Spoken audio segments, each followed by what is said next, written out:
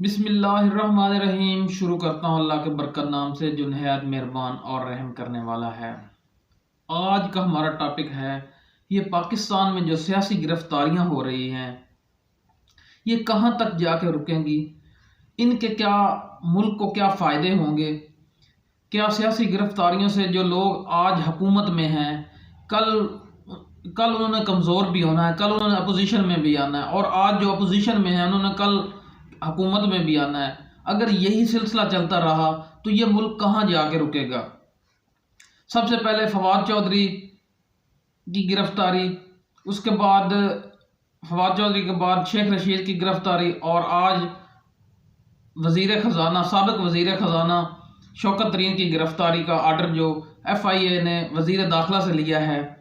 تو اس کے کیا ملک پر کیا اثرات ثابت ہو سکتے ہیں۔ سب سے پہلے دیکھنے والی یہ بات ہے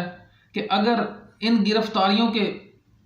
گرفتاریوں سے کوئی ملک کو فائدہ ہو سکتا ہے تو پھر تو کریں، اگر نہیں یہ سیاسی صرف ایک دوسرے کو نیچا دکھانے کے لیے کر رہے ہیں تو اس کے بہت ہی برے اثرات ثابت ہو سکتے ہیں۔